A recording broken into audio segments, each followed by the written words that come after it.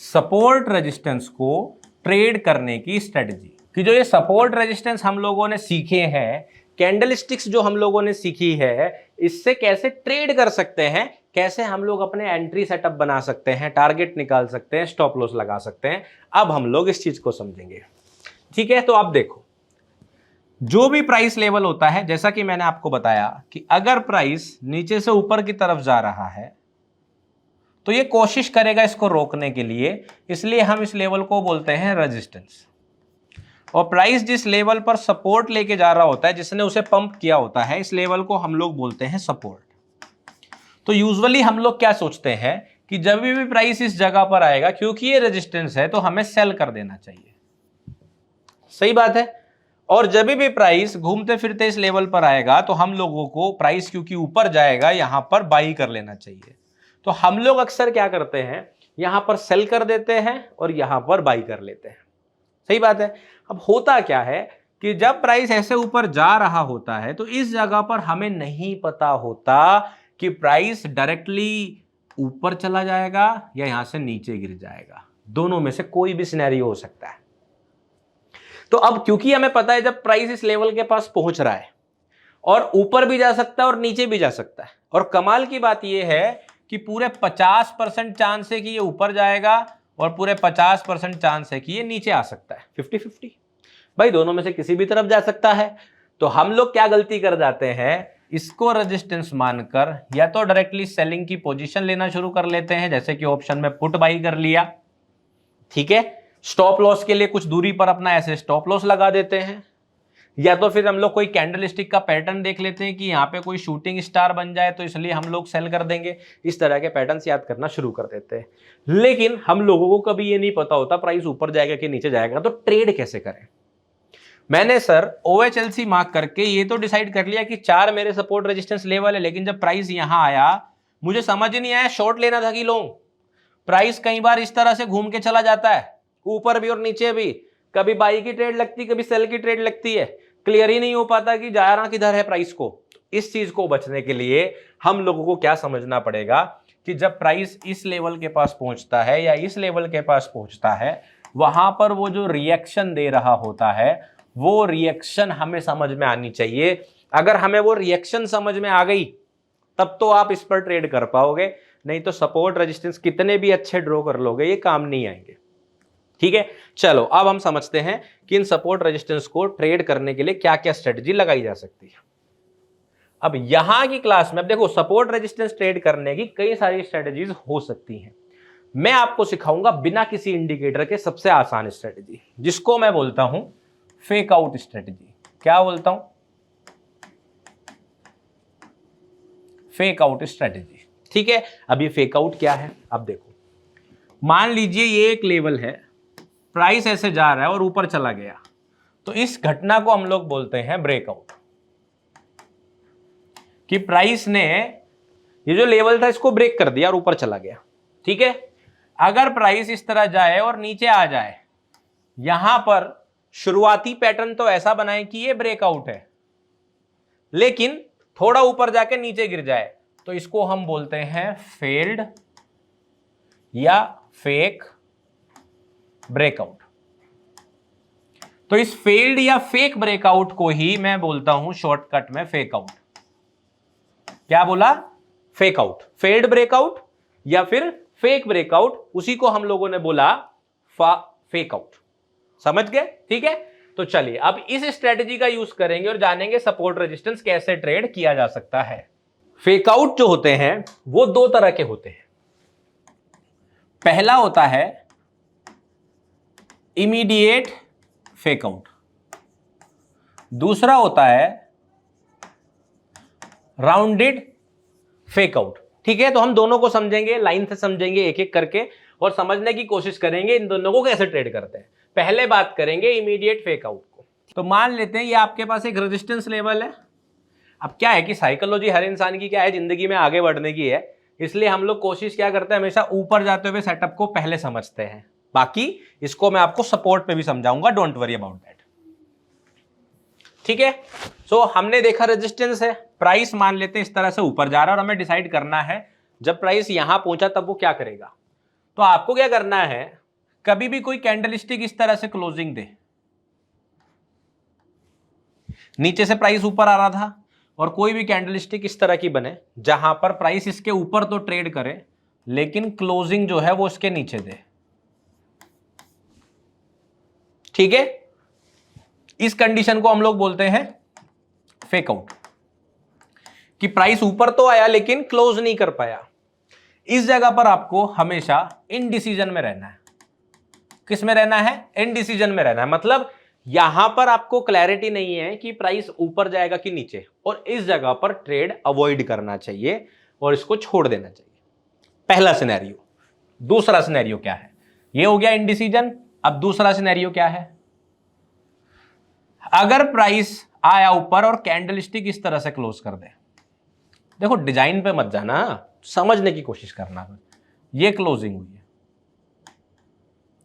तो अक्सर हम लोग क्या करते हैं, जैसे ही कैंडलस्टिक ऊपर क्लोज होती है हम सोच लेते हैं कि ये ब्रेकआउट हो गया।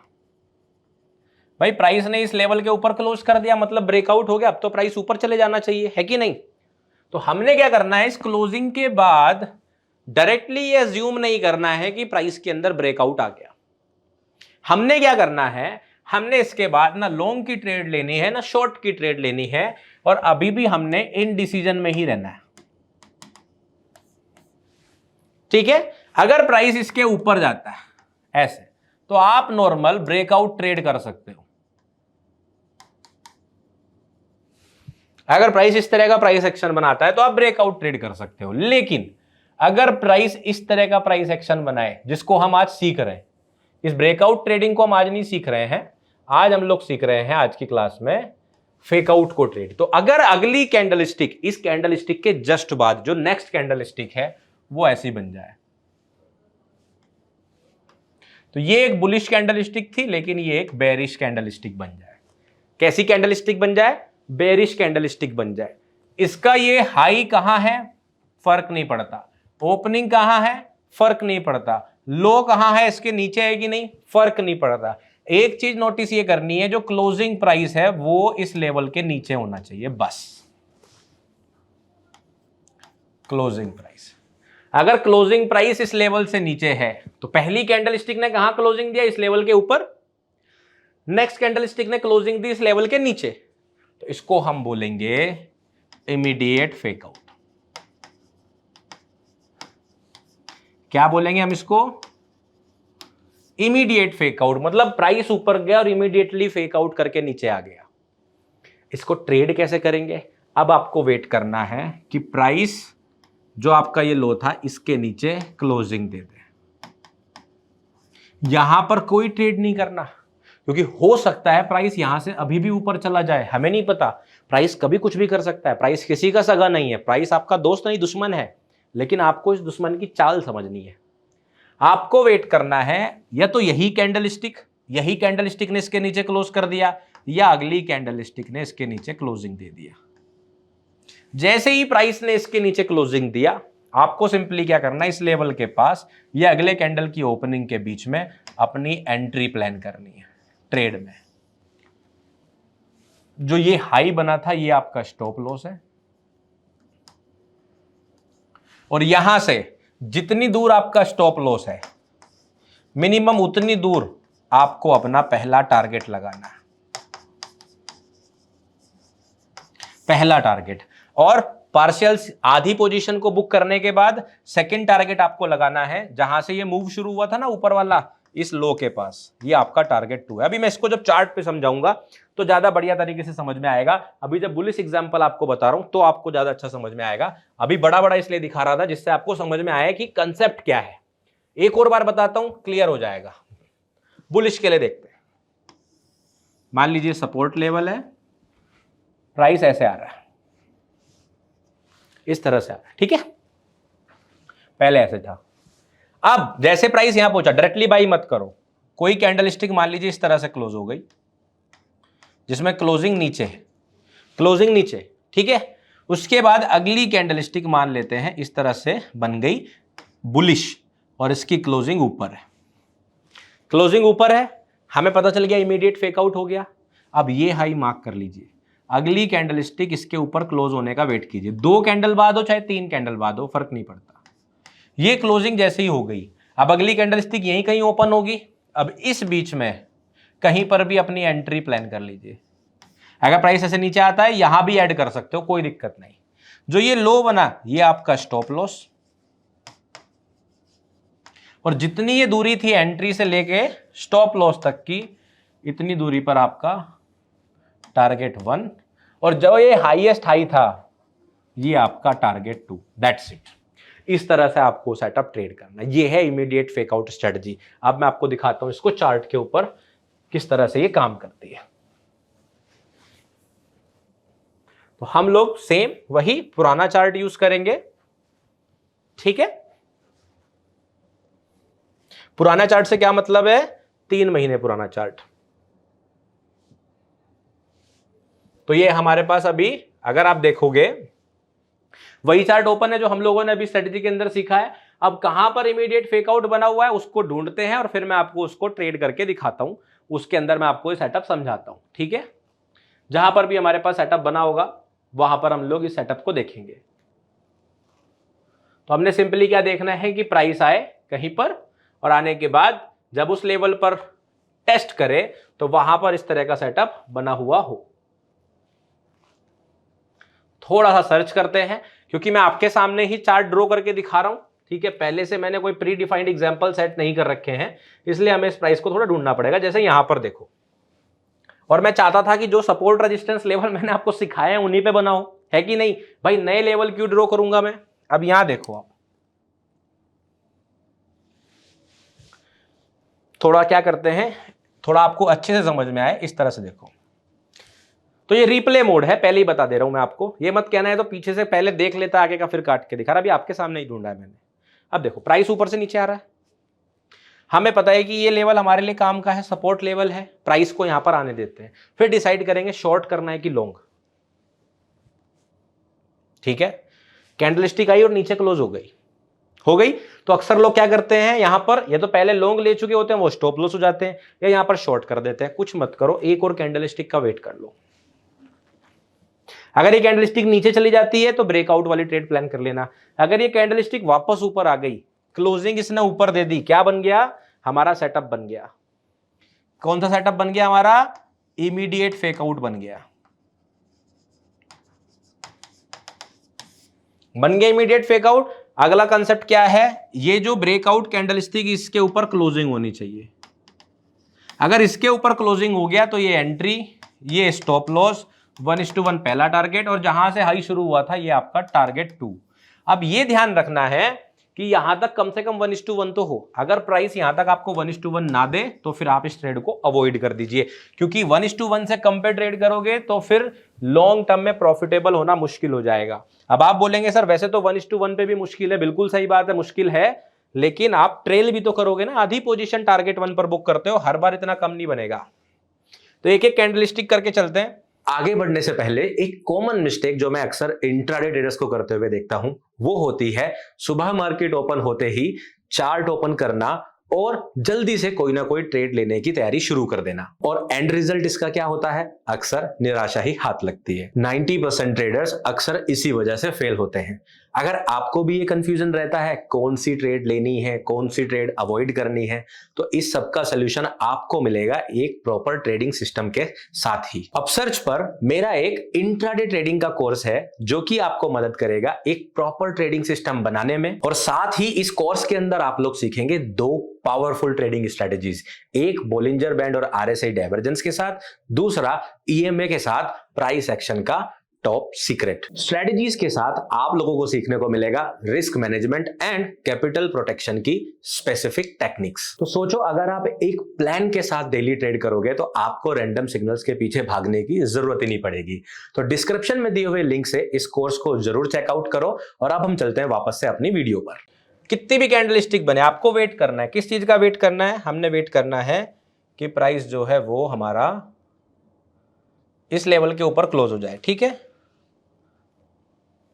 ये हो गया, ठीक है। अब ये क्योंकि गैप अप गैप डाउन है यहां पर, और मैं 15 मिनट का चार्ट, 5 मिनट का चार्ट यहां पर यूज कर रहा हूं, अगला दिन यहां पर आ गया है, तो भी आप इस सेटअप को कंटिन्यू कर सकते हैं, कोई दिक्कत वाली बात नहीं। अब यहां पर अगर आप देखोगे प्राइस ने गैप अप ओपनिंग दे दी, तो ऐसे में यहां डायरेक्टली एंट्री अवॉइड करना, क्योंकि अब आप बहुत ऊपर चले गए हो। अब अगर प्राइस एंट्री में आएगा तो करेंगे, नहीं आएगा तो नहीं करेंगे, सिंपल सी बात ये है। तो हमने क्या किया, यहां पर अपना रिस्क टू रिवॉर्ड टूल लगाया और यहां पर आप अपनी एंट्री प्लान करोगे, कहां पर, इस लेवल के पास में। अब अगर प्राइस आपकी एंट्री में आता है तो ठीक है, नहीं आता है तो कोई बात नहीं।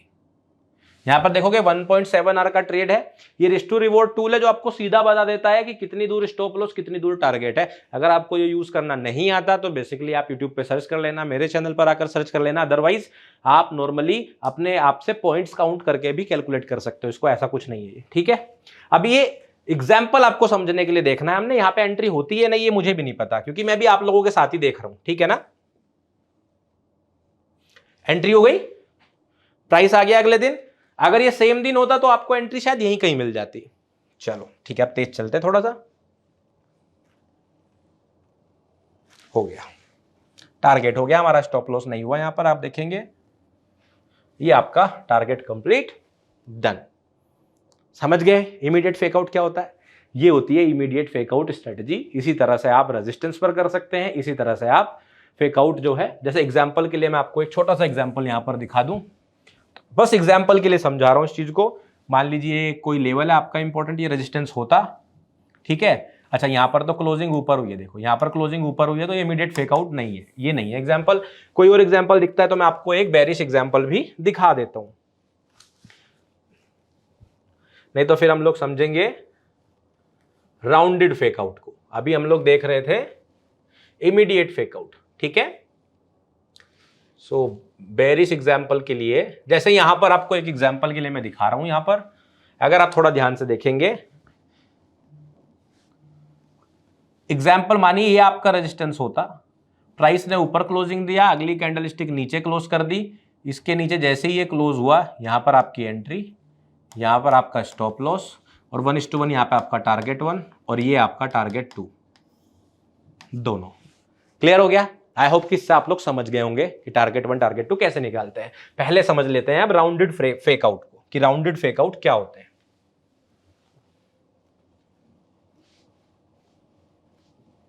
चलिए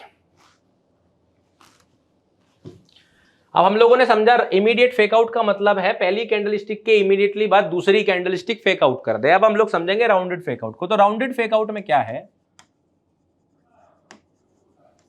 राउंडेड फेकआउट इसका मतलब क्या है कि मान लीजिए ये एक लेवल है आपका, ठीक है, प्राइस ऐसे जा रहा है। अब पहले केस में क्या हुआ, प्राइस ऐसे आया, ऐसे इमीडिएटली गिर गया, ठीक है। लेकिन राउंडेड फेकआउट में क्या होता है, प्राइस आपको धोखा देना चाहता है और यहां पर आपको एक ब्रेकआउट का पूरा प्रॉपर सेटअप दिख जाता है और आप ब्रेकआउट की ट्रेड भी ले लेते हैं, ठीक है, आप लॉन्ग ले लेते हैं।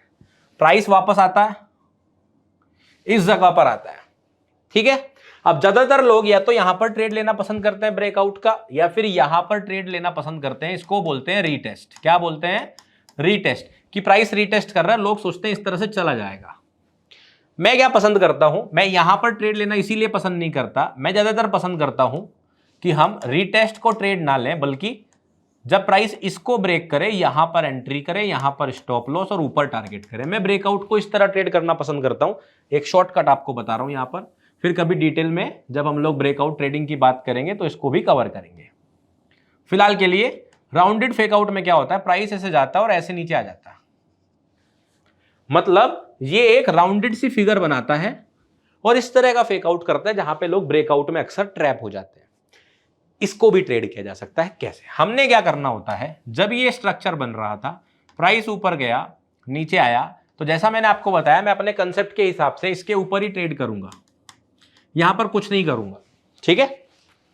मुझे क्या करना है कि अगर प्राइस ने इमीडिएटली यहां पर ब्रेकआउट दिया है तो प्राइस इसके नीचे अब बहुत देर के लिए ना आए।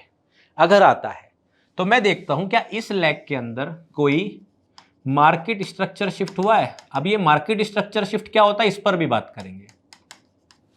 तो बेसिकली जब प्राइस यहां से यहां आया, तो अगर प्राइस ऐसे चल रहा था, लेट सपोज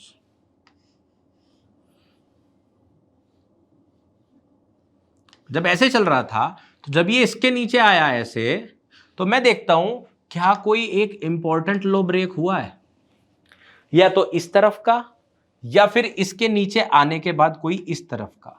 मतलब जब प्राइस ऊपर जा रहा है तो आप देखोगे कोई लो ब्रेक नहीं कर रहा है, तो जब ये घूम के आ रहा है तो इसको ऐसे ही चले जाना चाहिए था। अगर ये लो ब्रेक कर रहा है ना, इसका मतलब कि ये जो ऊपर वाला हिस्सा था इसके ट्रैप होने के चांसेस काफी ज्यादा हैं।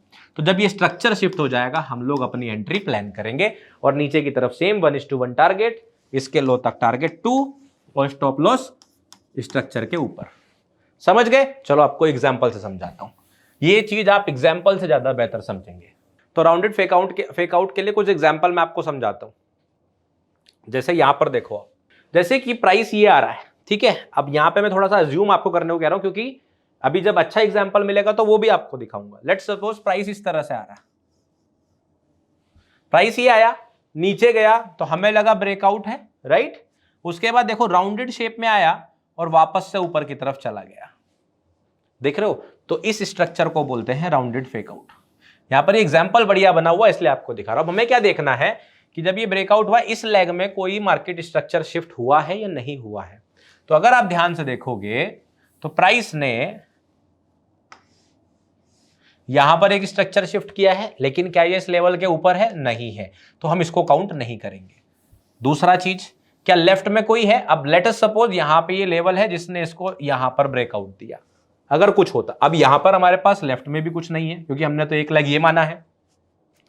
क्या इसके ऊपर कोई स्ट्रक्चर शिफ्ट हुआ है? ये देखिए यहां पर हुआ है, हो गया। बस यहीं पर अब आपको अपनी एंट्री प्लान करनी है। ये इसके नीचे आप अपना स्टॉप लॉस रखेंगे जहां से आपकी पहली लेग शुरू हुई है, और ये जितने पॉइंट्स हैं इतने पॉइंट्स पर आपका टारगेट 1, और जो भी कोई हाई ऐसा आया हो वो आपका टारगेट, मेन टारगेट।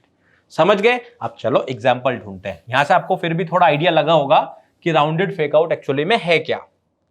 चलिए अब कोई बढ़िया सा एग्जाम्पल ढूंढते हैं, ठीक है। यहां पर भी आप देख सकते हो मार्केट ऊपर गया, नीचे आया, राउंडेड स्ट्रक्चर बना, सही है, घूम के आया और नीचे गिर गया, ठीक है। चलो और देखते हैं, एक बड़ी एग्जांपल मैं आपको दिखाता हूं, थोड़ा सा सर्च करना पड़ेगा हमें।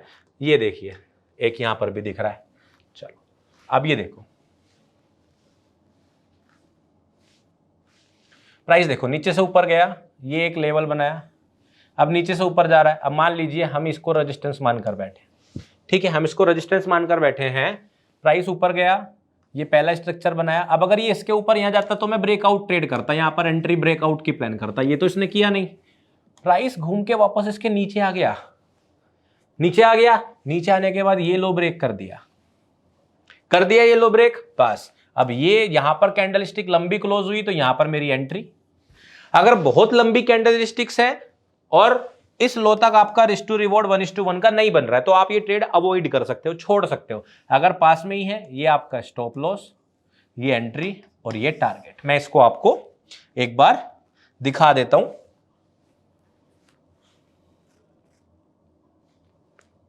आरआर टूल से भी ये देखिए, आप मान लीजिए यहां पर आपने एंट्री ली तो लगाकर देख लो, आप यहां तक पहले टारगेट लगा लो। क्या इस टारगेट के और स्टॉप लॉस से आपका 1:1 बन रहा है कि नहीं बन रहा है? 1.5 बन रहा है, बिल्कुल सही है, ये आपका टारगेट कंप्लीट हो गया। ये है आपका राउंडेड फेकआउट स्ट्रेटेजी।